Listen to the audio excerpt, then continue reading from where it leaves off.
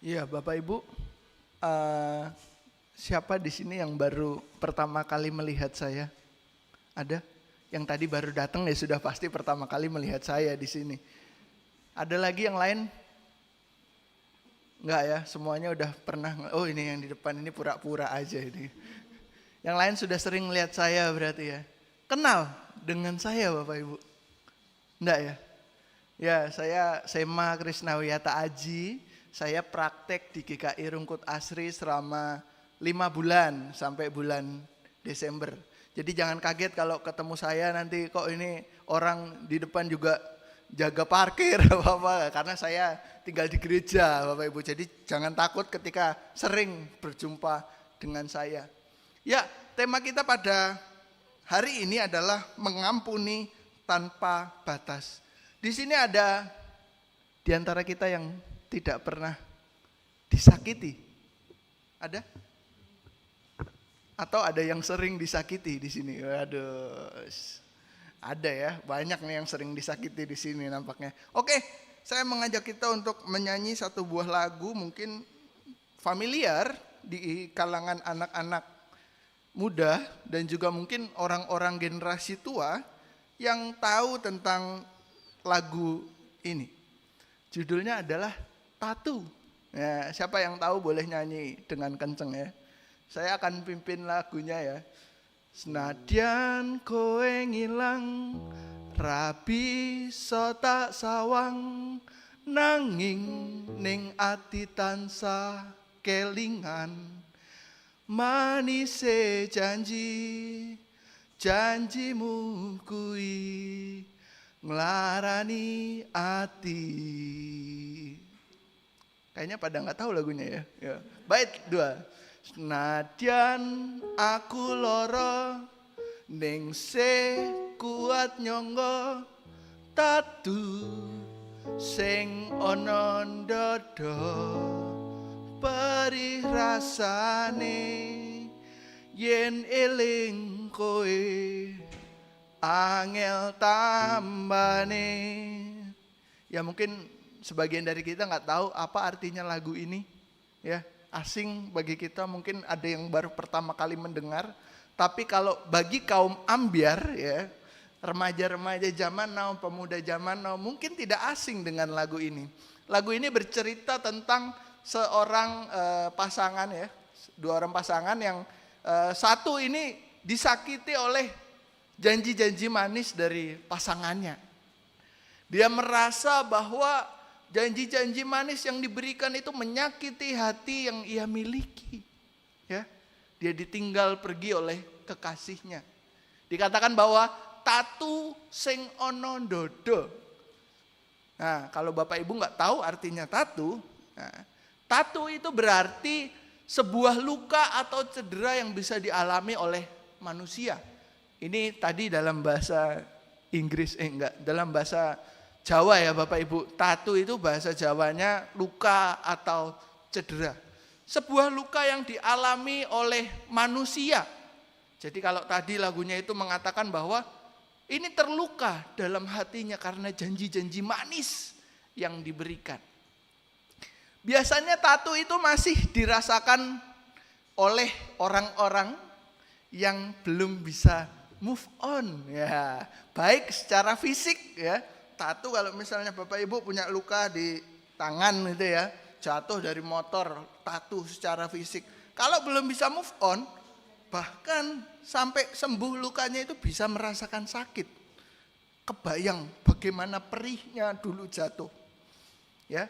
Kalau yang secara psikis atau secara hati, ya, biasanya ini yang disakiti oleh pasangannya. Ya kalau ada yang pacaran di sini, ada yang menjalin hubungan, biasanya dirasakan ketika belum bisa move on nih dari janji-janji manis pasangan kita. Belum bisa move on dari semua yang diberikan, pengalaman-pengalaman yang diberikan. Nah, kemudian tatu ini berdampak kepada diri kita secara langsung. Membuat kita enggan berrelasi, enggan berkomunikasi. Di sini masih ada yang kontakan dengan baik, dengan orang-orang yang pernah menyakiti hatinya. Ada yang masih kontakan dengan mantan pacarnya sampai sekarang. Masih, ya puji Tuhan. Ada yang masih kontakan dengan mungkin saudaranya yang pernah menyakiti. Ya, ada, puji Tuhan, saya percaya. Setiap kita pasti ada yang masih kontakan. Tapi kadang luka itu membuat kita gak mau bahkan komunikasi, gak mau sekedar bertegur sapa itu. Aku sepet lihat muka ya.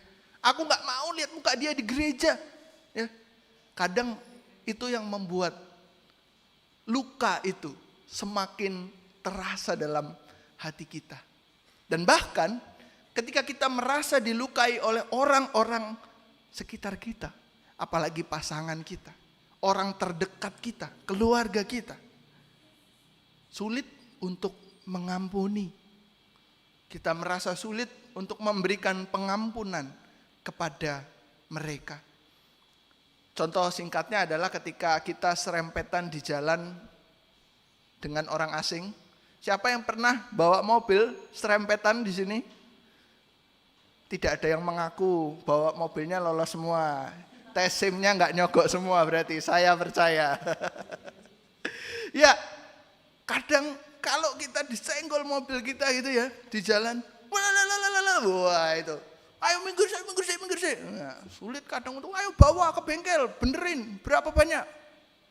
Kadang kita sulit untuk mengampuni. Ya wes mas, lanjut aja, monggo perjalanannya. Tidak semudah itu Ferguson ya. Kalau anak-anak zaman sekarang bilang tidak semudah itu mengampuni.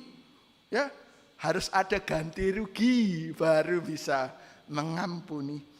Nah, Bapak Ibu, sebagai manusia yang terbatas, kalau dalam bacaan kita tadi, manusia yang mengalami luka dalam dirinya, mengalami tatu dalam dirinya, itu menunjukkan bahwa ia masih terbatas.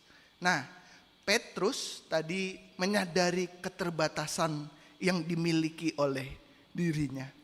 Pada ayat yang ke-21 ia mengatakan, berapa kali aku harus mengampuni jika ada saudaraku yang melakukan dosa terhadapku.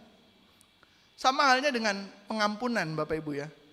Ada di sini yang mengampuni maksimal 3 kali. Boleh angkat tangan? Wah, puji Tuhan, semuanya mengampuni tanpa batas kayaknya di sini ya. Amin sekali. Ya, ada batasan dalam kita mengampuni. Kalau Petrus dalam budaya Yahudi pada saat itu, biasanya itu orang mengampuni itu 3 kali ya. Setuju ya dengan saya ya Bapak Ibu sekalian.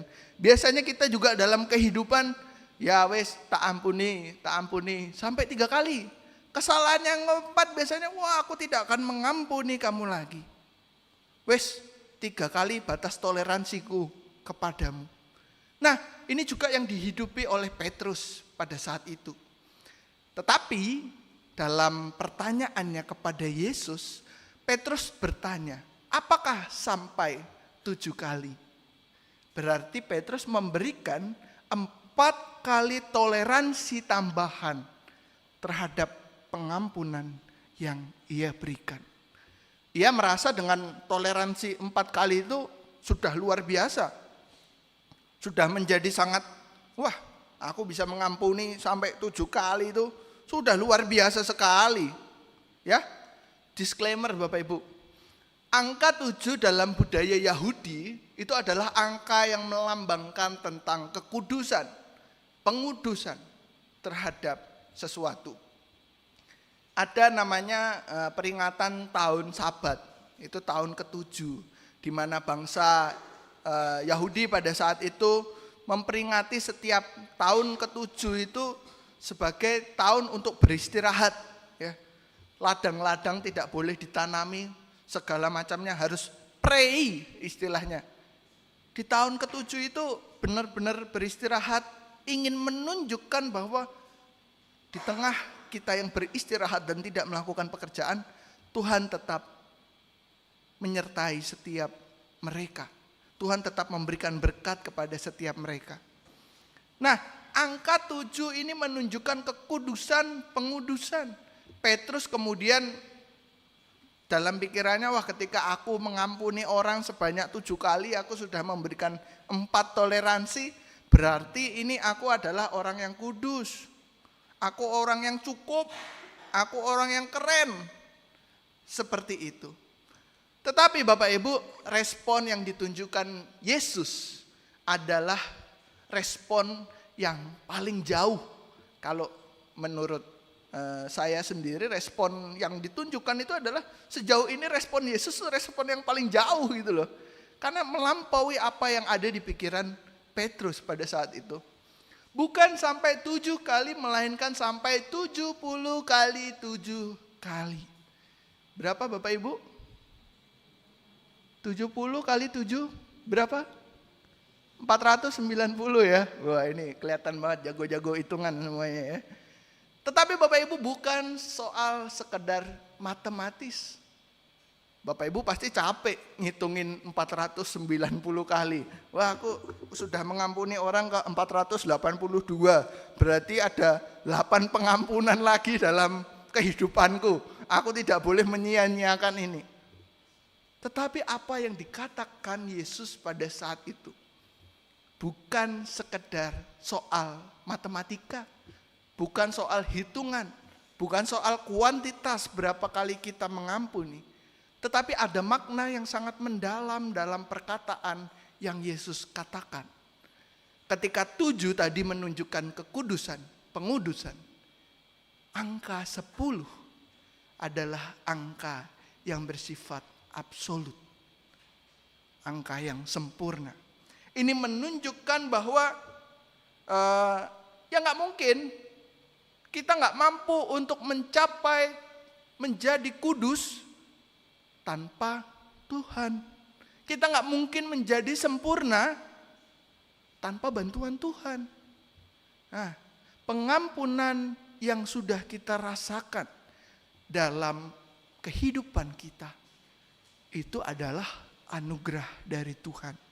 Pengampunan yang diberikan kepada setiap kita, itulah yang pada akhirnya membuat kita menjadi kudus di hadapannya. Pengampunan yang diberikan kepada kita tanpa batas, itu yang memampukan kita untuk benar-benar hidup di tengah kehidupan ini. Jadi Yesus ingin mengatakan bahwa tidak berhak manusia itu membatasi pengampunan yang ia berikan. Kita nggak berhak untuk membatasi pengampunan yang kita berikan kepada orang lain ketika Tuhan tidak membatasi pengampunan yang ia berikan. Tuhan tidak membatasi pengampunan yang ia berikan kepada kita. Saya percaya Bapak Ibu di sini semuanya setiap hari mengaku dosa secara pribadi, ya, berdoa kepada Tuhan, aku telah melakukan dosa Tuhan hari ini. Tetapi apakah ketika Bapak Ibu berdoa kepada Tuhan, Tuhan kemudian menjawab, saya tidak mengampuniku anakku, ya. Saya tidak mengampunimu, kamu sudah pergi jauh dari saya, kamu sudah melakukan dosa yang sangat besar. Tuhan tetap mengampuni kita. Sebesar apapun dosa yang kita lakukan, sejauh apapun kita pergi dari Tuhan, kita tetap diampuni oleh Tuhan. Kalau tadi Bapak Ibu mendengar para kantoria pemandu pujian yang menyanyi tentang Mazmur pasal 103 ayat 8 sampai 13. Dikatakan bahwa Tuhan itu panjang sabar, kasih setia, penyayang, setinggi langit dan bumi. Kasih setianya. Ini menggambarkan Tuhan yang menerima kita dengan seberapa besar dosa kita. Seberapa jauh diri kita kepada dirinya. Ini menunjukkan bahwa Tuhan tetap menerima kita, sekalipun kadang kita membuat Tuhan jengkel, ya, kadang membuat Tuhan kecewa, tetapi Ia tetap menerima kita apapun kondisinya. Tapi Itu kan Tuhan. Kita kan manusia. Kita tidak bisa sama seperti Tuhan. Itu kan kehendak Tuhan, bukan kehendak kita. Hanya Tuhan yang mampu melakukan itu semua. Maka dari itu kita bersama-sama menyadari bahwa karena Tuhan telah memberikan pengampunan kepada kita, bagaimana sikap kita? Lalu apa respon kita terhadap pengampunan yang diberikan Tuhan kepada kita? Kita diminta untuk hidup senantiasa harus terarah kepada Tuhan. Karena kita sudah diampuni olehnya. Kalau Bapak Ibu tadi bersama-sama membaca pada ayat yang ke-33. Matius 18 ayat 33. Bukankah engkau pun harus mengasihani kawanmu seperti aku telah mengasihani engkau? Hamba yang telah diberikan pengampunan tadi diminta untuk memiliki sikap hidup yang terarah kepada Sang Tuhan. Yang memberikan pengampunan seberapa besar utang yang ia miliki. Karena tergerak dengan belas kasihan. Ketika kita mampu mengarahkan kehidupan kita kepada Tuhan, rasakanlah anugerah pengampunan itu dalam kehidupan kita. Kita merasakan bahwa Tuhan tetap menerima kita, Tuhan tetap merengkuh setiap kita yang ada di tempat ini, saat ini. Betapa besar dosa yang kita lakukan, ia tetap merengkuh setiap kita. Tuhan Yesus menerima keadaan kita. Ia selalu menerima kita sampai detik ini. Tuhan senantiasa menerima pengampunan yang kita nyatakan. Kita juga senantiasa diampuni oleh Tuhan. Lalu apa yang menghalangi kita? Ketika kita diminta untuk mengampuni tanpa batas. Bahasa Inggrisnya unlimited, why not? Kita adalah manusia yang terbatas. Kita menyadari bahwa kita gak mampu. Kita terbatas Tuhan. Kita masih merasa sakit hati. Di saat itulah kita harus meminta pertolongan Tuhan. Menyadari bahwa kita adalah manusia yang terbatas. Kita manusia yang tidak mampu untuk memberikan pengampunan yang tidak terbatas. Sadarilah kelemahan kita. Sadarilah bahwa kita adalah makhluk yang terbatas. Paulus mengatakan dalam surat Roma pasal 14 ayat 7-8. Sebab tidak ada seorang pun di antara kita yang hidup untuk dirinya sendiri. Dan tidak ada seorang pun yang mati untuk dirinya sendiri. Sebab jika kita hidup untuk Tuhan. Dan jika kita mati untuk Tuhan. Jadi baik hidup atau mati, kita adalah milik Tuhan. Kehidupan yang kita jalani sampai detik ini, sampai titik sekarang ini, itu bukan sakarepe kita dewe, bukan sesuka hati kita sendiri. Tetapi kehidupan yang kita jalani sampai detik ini adalah kehidupan untuk Tuhan. Kehidupan yang adalah absolut milik Tuhan. Kita diminta untuk hidup seturut dengan kehendak Tuhan. Bukan kehendak kita sendiri. Kalau tadi tentang keterbatasan pengampunan yang diberikan, bukankah itu kehendak dari diri kita sendiri? Aku gak mau sakit lagi Kak. Aku gak mau merasakan sedih lagi Kak. Makanya aku membatasi pengampunanku. Aku gak bisa mengampuni orang yang sudah melukai hatiku. Sudah mengiris hatiku tipis-tipis. Kemudian dikasih jeruk lemon. Sakit rasanya. Dikasih garam lagi. sakit banget rasanya Kak. Aku gak bisa mengampuni dia. Tetapi Paulus mengingatkan, kehidupan yang kita miliki bukan kehidupan atas kehendak diri kita sendiri, melainkan kehidupan seturut kehendak Tuhan. Mengampuni adalah kunci, koensi ya, bahasa lamanya. Jadi ini viral di sosial media ya. Koensi, bahasa-bahasa lama yang kemudian diviralkan oleh anak-anak muda sekarang ini. Ya mungkin mereka mau hidup kembali ke zaman ejaan lama gitu ya. Mereka nyaman dengan ejaan lama. Mengampuni adalah kunci.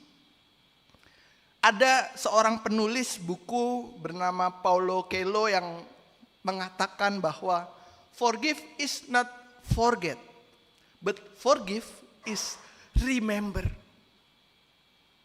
Apa artinya Bapak Ibu? Mengampuni, memaafkan, bukan melupakan. Mengampuni berarti kita mengingat.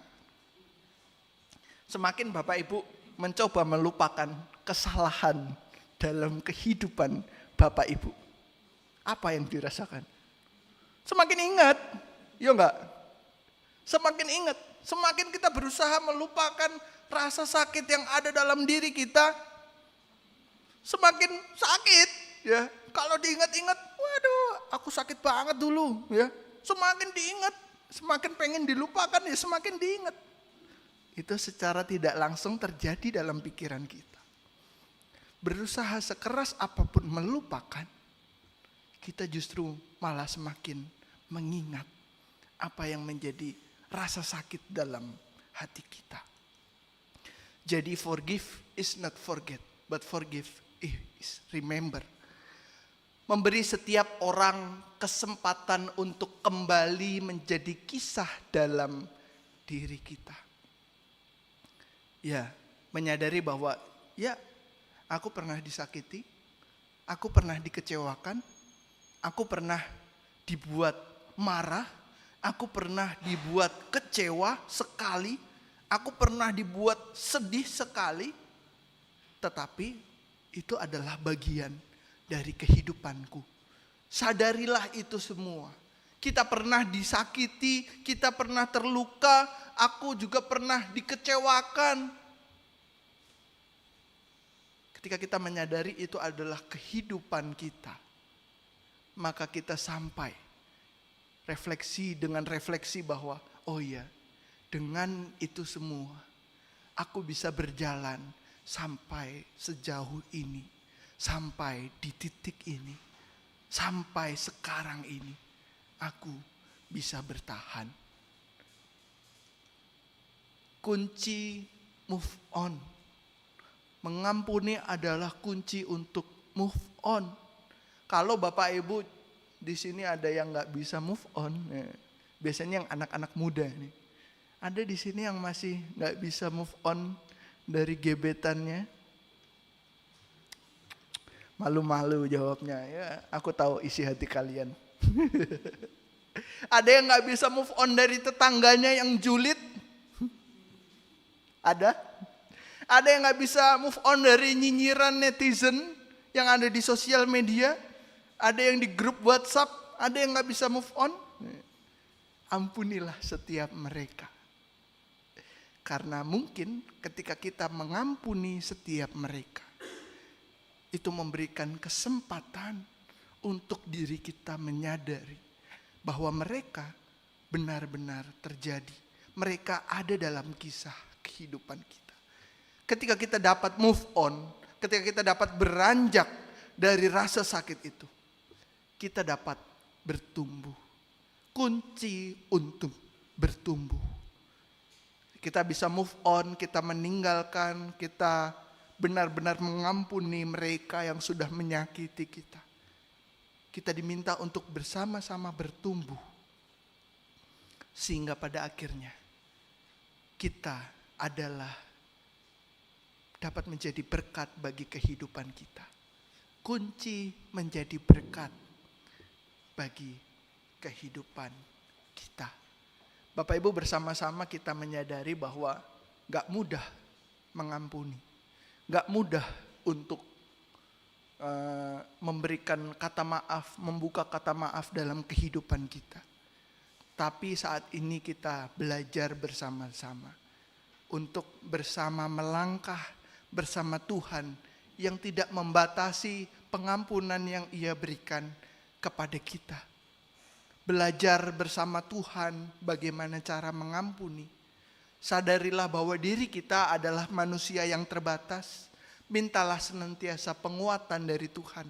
Ketika kita merasa sakit, dikecewakan, sedih karena orang-orang terdekat kita. Hanya Tuhan yang memampukan kita untuk mengampuni tanpa batas di tengah kita yang terbatas. Sadarilah bahwa hanya Tuhan yang memampukan kita. Tidak ada orang di dunia ini yang sempurna. Tidak ada orang di dunia ini yang mampu mengampuni orang tanpa batas.